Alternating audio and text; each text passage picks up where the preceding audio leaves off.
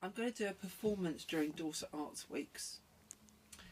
That at my beach, my studio beach hut, 24B, and I've been working in performance since the early 70s.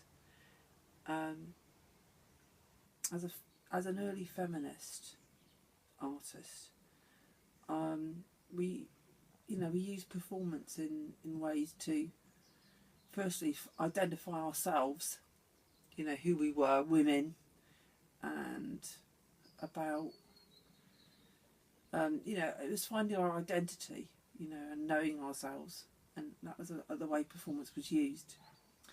I painted and did lots of other work as well, early feminist work, but I was using performance during this studio beach hut open week. Arts Weeks generally, if you look through the book, I mean, okay, it's quite a lot of artists in it. It's only 300.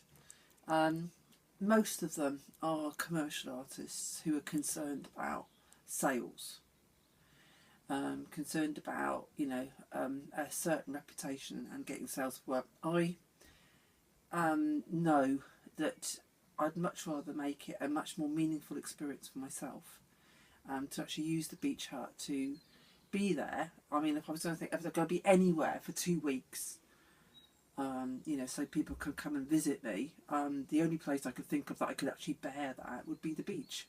So I've got 2 weeks where it's open continuously between 11 and 5, and I'm going to be there. So to make it interesting and to make it a real project rather than just just sticking up some watercolours, oil painting, saying, oh yes, this is my watercolour, this is my latest oil painting. It's going to be, these are going to Southampton and the Art Gallery anyway, where they're going to be framed up and properly exhibited in a month exhibition. So I don't really need to do that. What I do need to do is explore myself again. I need to, use this opportunity to, not show my artwork badly as it would be in a beach hut. It'd be badly lit. People wouldn't really understand it. There'd only be a few small pieces.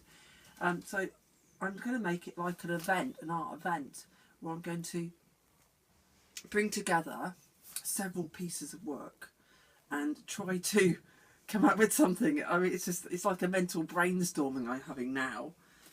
Firstly, it's my mother's death.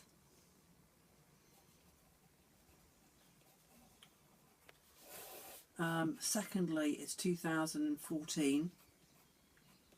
This is the centenary year of the First World War. I've been very interested in Swanage, and by my interest in Swanage, which is an area it's across the water from Bournemouth really, and of course the landscape there is exquisite, beautiful, and this is where a lot of the work I've been doing recently was done. My attention's been drawn to Paul Nash because he actually lived in Swanage for a short period of his time, working on the Shell Guide. He lived right in a beautiful area of Swanage, right on the very seaside, just by the breaking waves. And I researched his work. He didn't live there very long, but he did live in this area enough to do quite a significant change of work for him. Photography, and the Event on the Downs is the painting that I'm going to be working from for my performance. If you know it, I'm going to put a shot of it now.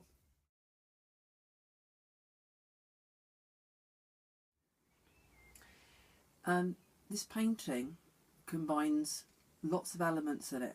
The tennis ball is the thing that I'm really interested in.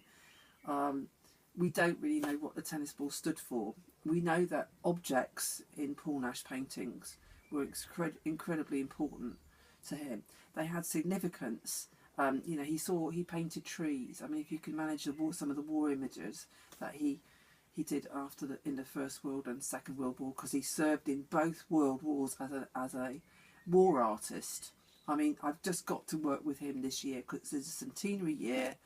Paul Nash, what an artist, what a fantastic artist. He was just amazing.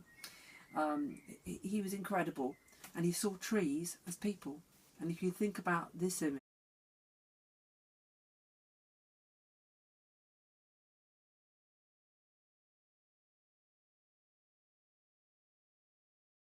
and you just think, look at those trees.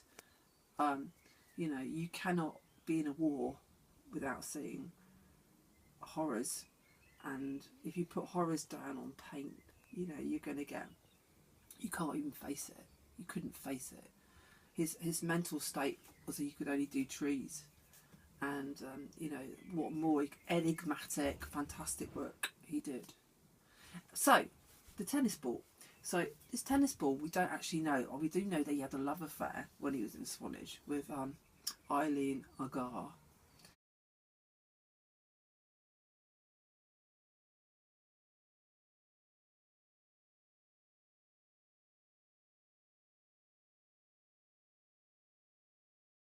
Anyway, Steve was a surrealist as well, and I love her work. But anyway.